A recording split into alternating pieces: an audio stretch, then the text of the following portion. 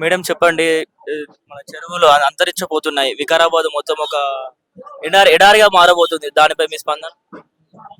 ఇది నిజంగా కూడా చాలా ఆలోచన చేయవలసిన విషయం. ఎందుకంటే ఆ ప్రాంత ప్రజలు చాలా వెనుకబడిన ప్రాంతంగా వికారాబాద్ ఉంటది. అందులోనే భాగంగా అక్కడ నేచురల్ గా ఉన్న అడవి ఏదైతే ఉందో దాన్ని ఇప్పుడు ఈ నేవీ రాడార్ తీసుకురావడం ద్వారా అక్కడ అడవి నష్టము, ప్రజలకు కాలుష్యము, అంతేకాకుండా అక్కడ నదులు పుట్టిన ఇల్లు అది నదులకు.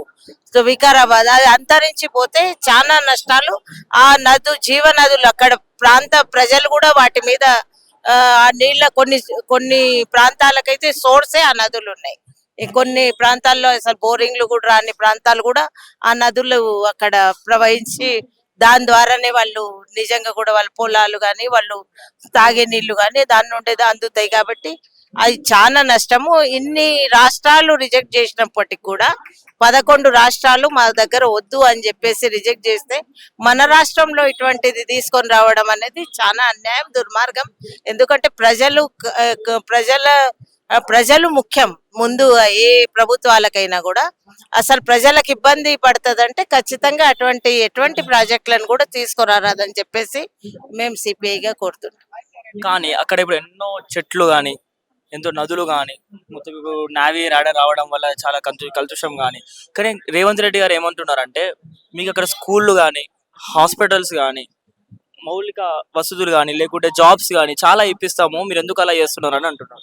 ఆ జాబ్స్ ఇప్పించడము లేకపోతే స్కూల్స్ కట్టించడం అనేది దీనికి సంబంధం లేదు.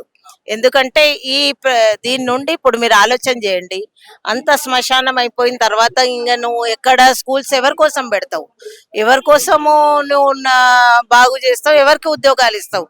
అవి ఎన్ని ఉద్యోగాలు వస్తాయి దాని నుండి?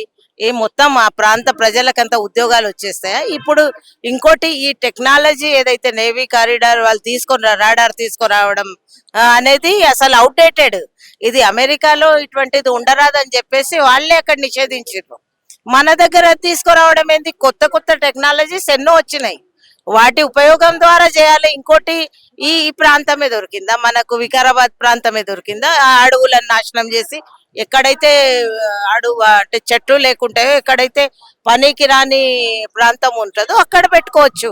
ఇప్పుడు ఇది ఆంధ్రప్రదేశ్ లో పెట్టుకోవచ్చు, ఎందుకంటే అక్కడ కోస్టల్ ఏరియా ఉంటది కాబట్టి అటు సైడ్ పెట్టుకోవచ్చు. అటు సైడ్ సముద్రం ఉంటది కాబట్టి అటు సైడ్ పెట్టుకోవచ్చు. కానీ వికారాబాద్ ఎటువంటి సముద్రం లేని దగ్గర ఎందుకు పెడదాం అనుకుంటున్నారు నావికాలు? ఇక్కడ ప్రశ్నించే జనాలు లేరు అని చెప్పేసి, ఇక్కడ ప్రశ్నించే జనాలు లేదు.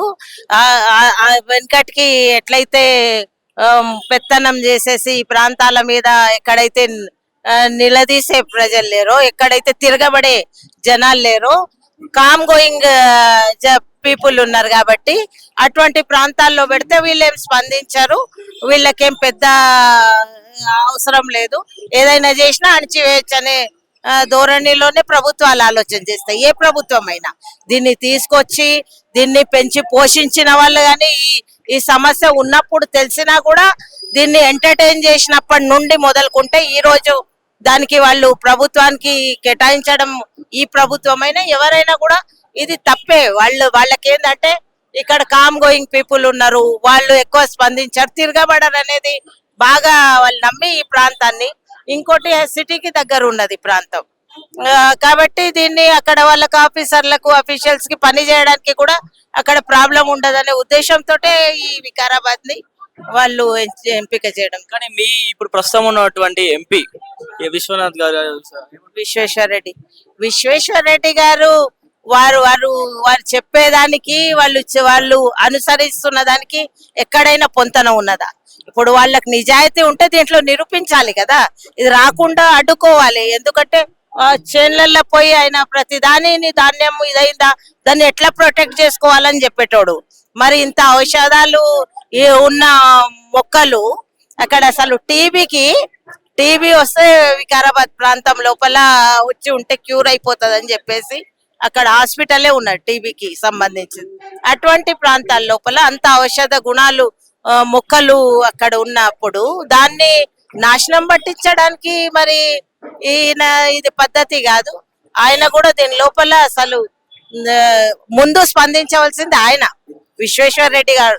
ఎందుకంటే వారికి ఆ ప్రాంతం పట్ల నాకు నిజంగా కూడా మనుషుల పట్ల రైతుల పట్ల ఇవన్నీ ఉన్నాయని అన్నప్పుడు ఇప్పుడు అక్కడ ప్రాంతాలు అడవుల మీద బతికే వాళ్ళు ఉంటారు, చాలా మంది పశువులను పెట్టుకొని ఉండే వాళ్ళు ఉంటారు.